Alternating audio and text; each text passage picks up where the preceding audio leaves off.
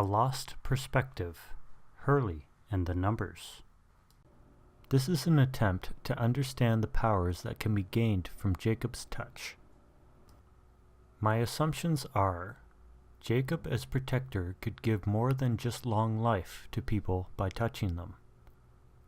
Richard does get touched, but is not a candidate. Some characters are given abilities from the island or light itself, such as temporal projection, telekinesis, future sight, and communication with the dead, but that's not who we're talking about now. My arguments are, Jacob enhanced the abilities of our 8 candidates to make them strong enough for the challenges that would come their way. Each of these abilities were already within the person. Jacob gave them a little push to get them and their abilities where they needed to be. Most of the evidence comes from the hunting party, 2:11, the incident, 5:16, and Dr. Linus, 6:7. In Dr. Linus, Richard talks about Jacob's touch and how it is considered a gift. We see Jacob touch 9 people on screen, starting with Richard when he is gifted with agelessness. Richard is a special case and is not considered a candidate. His role as advisor is unique. Our candidates are the variables in Jacob's attempt to defeat his brother. Each person has a corresponding number. Here is a list of all the candidates who were touched by Jacob in order. Sawyer, ability to persuade. Kate, ability to escape. Jack, healing hands. John, resurrection. Quan's, empathic connection. Sayid, empathic detachment. And Hurley, greater confidence. Hurley has always suffered from a lack of confidence. His father leaving at a young age probably started this issue. Both before and after winning the lottery, bad things randomly happened to those around him. Once the numbers involved themselves in his life, he perceived these negative things as a curse caused by the numbers, while forgetting the bad things that happened before the numbers. Hurley is able to see the potential in others like Sawyer and Walt, but it takes Libby's appreciations of Hurley to really kickstart his own self-worth. Jacob eventually visits Hurley in the cab outside of the prison off-island. He touches him on the shoulder, gives him a guitar case, and tells him that he has a choice. Also, he tells Hurley that he's not crazy and actually blessed, not cursed, which echoes the things that he told Richard in Ab Aeterno. Hurley is able to take this inspiration with him to the island and ends up being exceptionally good at finding things and people. He finds the escape tunnel in the temple, the lighthouse, the Black Rock, Richard after he ran away, and Man in Black's camp. His newfound focus to protect his friends on the island gets people to follow him, including Jack, Richard, and finally Ben in the new man in charge. Jacob saw Hurley's lack of confidence and gave it a little push just when it mattered. Hurley manages to save most everyone and becomes a leader and the protector of the island. Kate lived an abusive life at home and grew up always wanting to get away. Before she manages that, she fails at stealing from a corner store. Clerk catches her and is about to call the cops when Jacob appears and offers her a way out of the situation. Jacob tells her to be good and touches her on the nose. We see Kate struggling to show her good side throughout the show.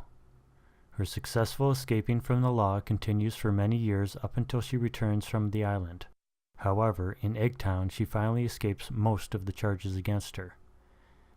During her career on the island, she escapes from the Hatch food locker, almost everything that the others put her in, and the submarine in Season 6.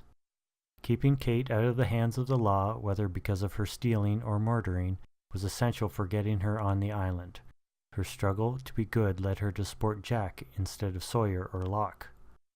Kate bonds with Jack, lives all the way through to the submarine incident, and delivers the final debilitating shot to Man in Black. Jacob needed somebody tough and agile, and he found her.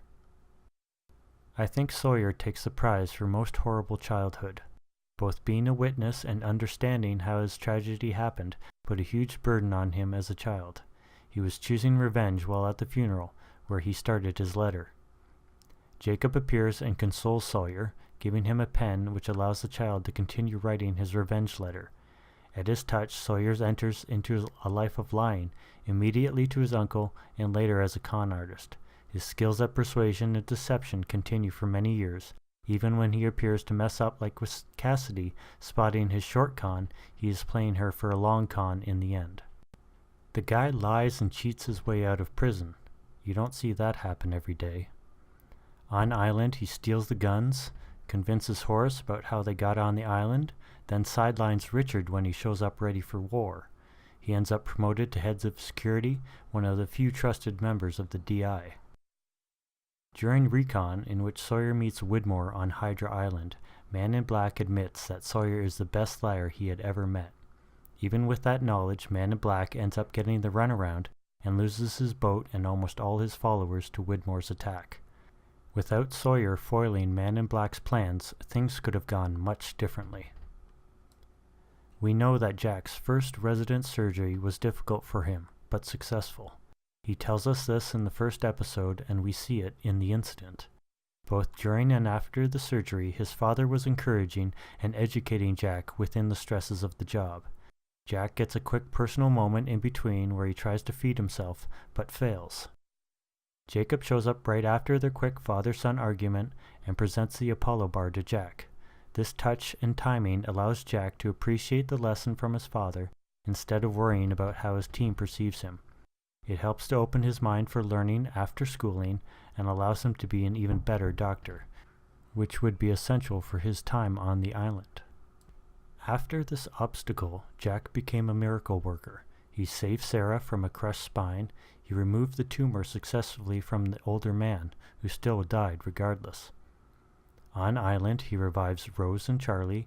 He might have saved Boone if he knew enough, or if Boone hadn't have chosen to let go. He did save Ben once, but didn't even try the second time. Then he revives Sayid after the temple pool heals and drowns him, similarly to other people who drown and still revive later on, like the psychic's daughter.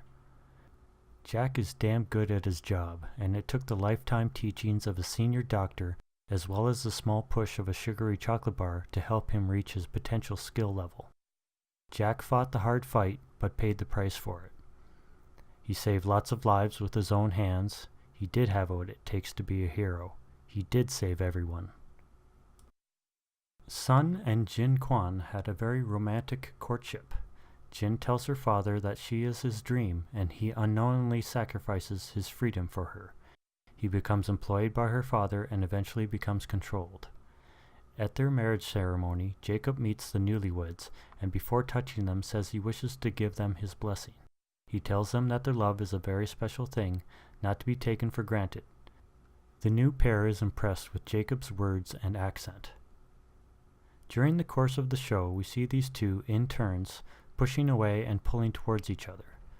Sun takes the giant step of preparing to escape alone to the United States, but ends up remembering the start of their love and doesn't leave.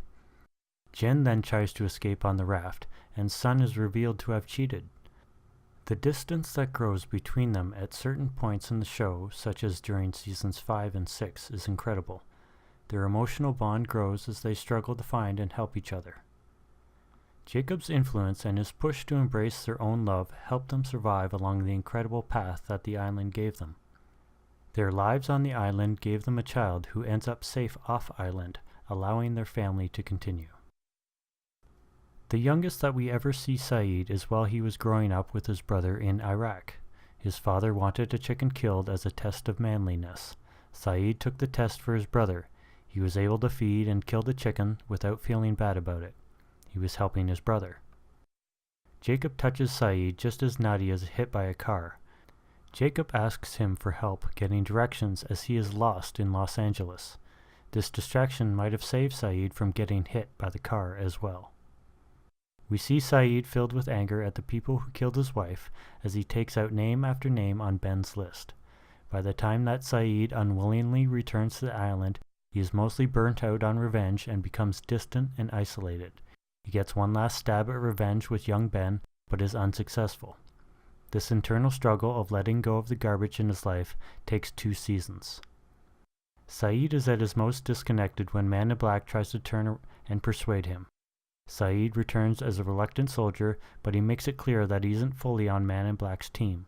Sayid tells Man in Black that he no longer feels anger, happiness, or pain. Man in Black predicts that the lack of emotion will help him get through what is coming. Sayid doesn't kill Desmond and ends up sacrificing himself for his friends. Jacob helped push Sayid down a path of despair and separation by saving his life, which allows him to not be controlled in the final act. However, Sayid still manages to hold on to and save his friends because deep down he likes to help people. Man in Black couldn't manipulate that. Poor John Locke. He's been looking to belong to a family all his life. When he finds the ones who's abandoned him, they lie and steal from him, then toss him back into the world abused again. He struggles to prevent his father from continuing that chaos and literally gets himself thrown out a window. That fall should have killed John. However, Jacob is waiting on the ground and touches John's not-breathing body. He is revived and ends up meeting Abaddon and is motivated for a walkabout from then on. This purpose leads him to the island where he instantly regains use of his legs. John breaks his legs again right before having to leave the island. He ends up murdered by someone he trusts, and then once again his body crashes on the island.